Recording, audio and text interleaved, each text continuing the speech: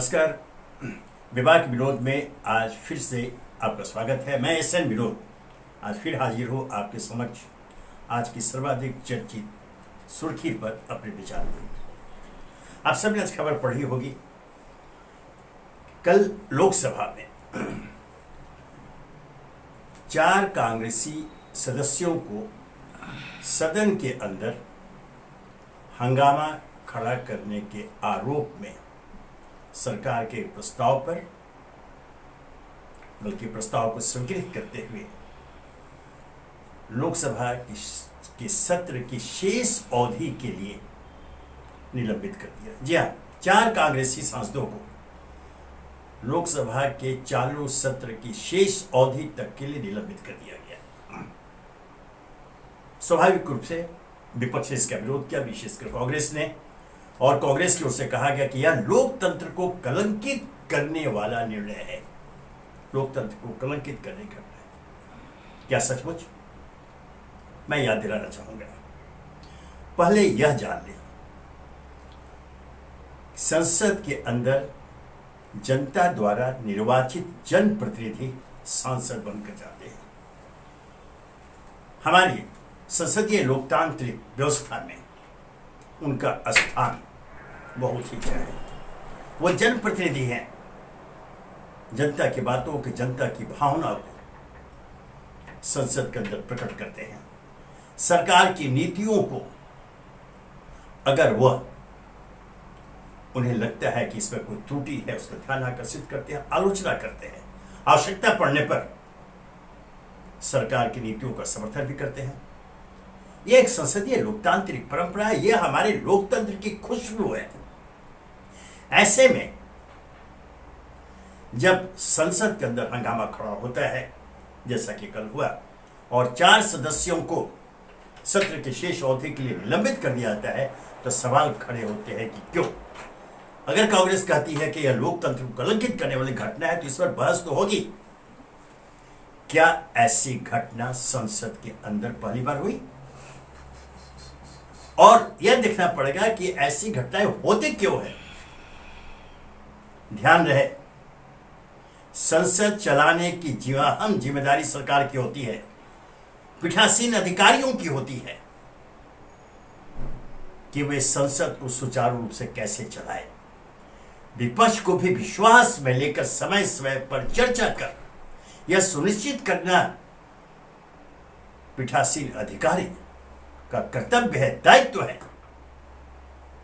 ऐसे में जब ऐसी घटनाएं होती हैं, और विशेषकर ये एक्सट्रीम, ये जो कदम उठाया गया निलंबन का, इसे स्वीकृति प्रदान नहीं की जा सकती।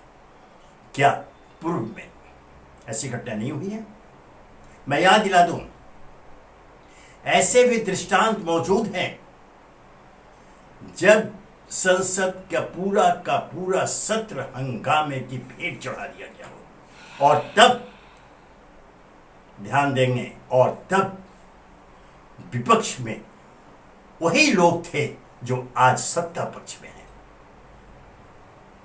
आज जिस सत्ता पक्ष के द्वारा इनके निलंबन का प्रस्ताव सदन में पेश किया गया, वही तब के विपक्ष थे जब हंगामे होते थे। पूरा का पूरा सत्र हंगामे की भेंट चढ़ जाया करता था। आजादी के बाद से जब हम अपने संविधान लिया और संसद और विधायी का काम शुरू हुआ, तब से कांग्रेस सत्ता में रही, विपक्ष में ये आज के सत्ताधारी थे या अन्य थे। तब हंगामे हुआ करते थे।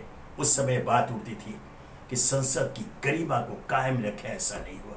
वो नहीं मानते थे। गर्व से, बल्कि साधिकार संविधान का हवाला देते हुए कहा जाता था कि यह तो हमारा धर्म है, हमारा कर्तव्य है, जनता के प्रति ये हमारा ऐसा कर्तव्य है जिसके द्वारा जन आकांक्षा की पूर्ति की जाती है।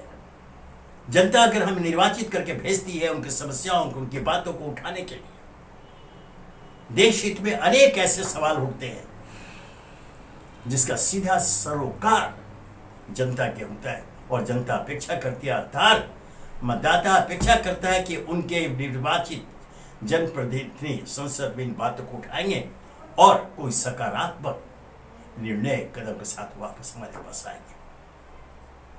लेकिन आपने ऐसी परंपरा डाली, इस परंपरा की शुरुआत की सदन के अंदर हंगामा खड़ा करने की।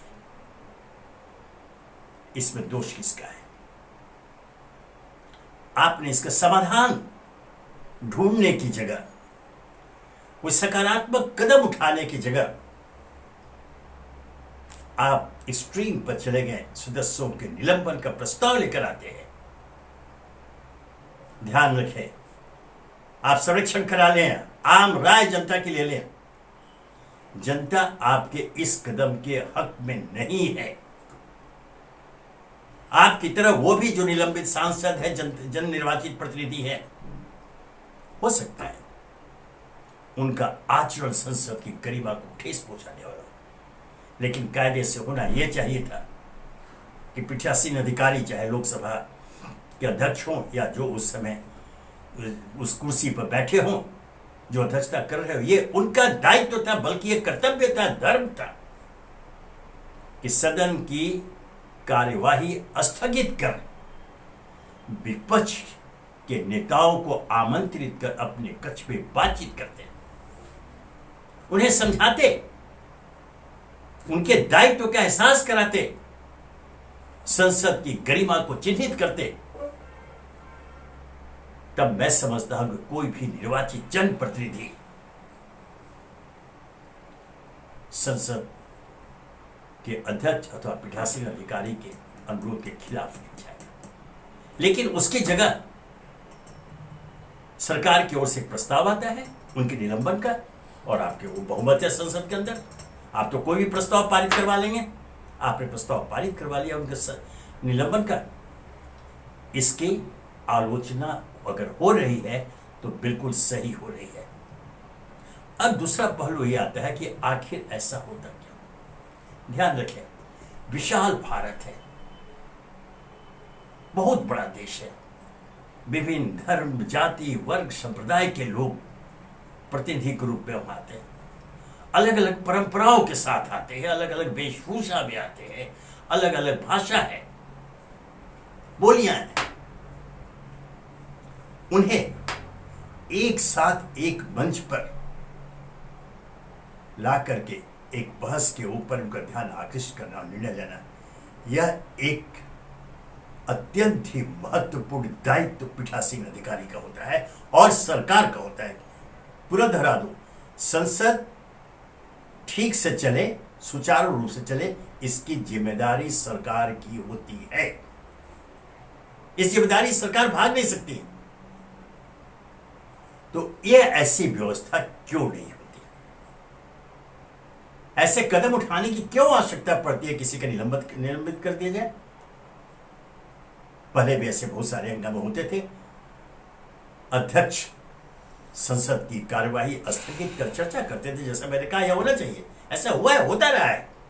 लेकिन आज ऐसे कदम उठाया गया तो फिर यह उसी बात को इशारा करता है कि जानबूझकर देश में एक ऐसी अराजक स्थिति पैदा की जा रही है जहां यह बहस शुरू हो चुकी है कि देश में लोकतंत्र के खात्मे की तैयारी चल रही है। मैं चाहूंगा कि हमारी आशंका या जो मैं प्रकट कर रहा हूं, जो भावना गलत साबित हो, कि क्योंकि हम लोकतंत्र जीवी हैं। अनेक कुर्बानियों के बाद ब्रिटिश शासन के गुलामी से मुक्त होकर हमने आजाद भारत को स्थापित किया है, अपना संविधान लाया है। इस पर कोई भी उंगली नहीं उठा सकता है, और कोई इस व्यवस्था को खत्म करने की कोशिश करेगा तो उसे देश की जनता स्वीकार नहीं करेगी। अतः मेरा आग्रह रहेगा, संसद या विधायिका संसद हो, विधानसभा हो, उनके जो पीठासीन अधिकारी, उनके अध्यक्ष है, उनके जो सभापति है, कि वे अपने दायित्व का निर्वाह जनहित को देखते हुए और जनभावना को देखते हुए और इस सत्य को चिन्हित करते हुए कि वहां जो सदस्य हैं वे सभी जनता द्वारा निर्वाचित जनप्रतिनिधि हैं, उनका भी सम्मान आवश्यक है। और अब अंत में इसमें कि आखिर ऐसी स्थिति पैदा क्यों होती? क्या चाहता था विपक्ष? विपक्ष कई दिनों से आरंभ से कुछ मुद्दों पर जिसमें महत्वपूर्ण है महंगाई, वो महंगाई पर चर्चा कराना चाहता है, लेकिन सरकार की ओर से चर्चा नहीं की जा रही है। और क्षमा करेंगे इन शब्दों के लिए, मैं किसी की अवमानना नहीं करना चाहता कि जो पीठासीन अधिकारी होते हैं इस बिंदु पर वो सरकार का साथ दे देते हैं। कम से कम ऐसा संदेश उनके आचरण से, उनके व्यवहार से देश की जनता के बीच पहुंचता रहा है, पहुंचा है। आज देश में महंगाई जो है सिर्फ आसमान नहीं छू रही है, आसमान को भेद कर ऊपर जा रही है। पूरा देश इस महंगाई से त्रस्त है। इससे कोई अछूता नहीं है, क्या गरीब क्या अमीर, सभी इससे परेशान है। तो एक सच्चे जनप्रतिनिधि के रूप में अगर सांसद महंगाई पर चर्चा चाहते हैं संसद के अंदर, तो सरकार को क्या आपत्ति है? बल्कि इस पर तो सरकार को आगे बढ़ के चर्चा करनी चाहिए कि जो परेशानियां हैं, जो उनके सामने कठिनाइयां हैं, वो आप शेयर कीजिए, अपनी बात बताइए, उनके माध्यम से देश की जनता को जानकारी होगी। लेकिन आप अगर इससे दूर भागते हैं, बल्कि इन मुद्दों को उठाने वाले सांसदों को आप निलंबित कर देते हैं, वह भी एक दिन के लिए नहीं, संसद के सत्र की पूरी शेष अवधि के लिए, तो संदेश यही जाएगा कि सरकार स्वयं महत्वपूर्ण, गंभीर, ज्वलंत मुद्दों पर चर्चा से भागती है। विपक्ष पर आरोप यहां गलत साबित होता है कि विपक्ष चर्चा नहीं करना चाहती। विपक्ष प्रस्ताव लेकर आती है तो उसे मौका क्यों नहीं दिया था? जिस महंगाई की बात हो रही है, आप पूरे देश में सर्वेक्षण कराइए, देश का एक एक नागरिक महंगाई के खिलाफ मुखर होकर अपनी बात कहेगा, अपनी परेशानियां बताएगा। लेकिन नहीं, इन मुद्दों को उठाने वाले को आप संसद से बाहर कर देते हैं कि आप घर में बैठो, शेष सत्र के लिए आप यहां नहीं आ सकते हो। यह एक अत्यंत ही चिंताजनक स्थिति है। और मैं फिर बता दूं, हो सकता है, मैं संदेह का लाभ देने को तैयार हूं कि सरकार या पीठासीन अधिकारी की नीयत साफ हो, लेकिन आम जनता के बीच में जो संदेश गया हुआ यह कि सरकार महत्वपूर्ण गंभीर मुद्दों पर चर्चा से बचना चाहती है, जिसमें महंगाई भी शामिल है। ऐसा नहीं होना चाहिए। सचमुच यह घटना लोकतंत्र के लिए कलंक है।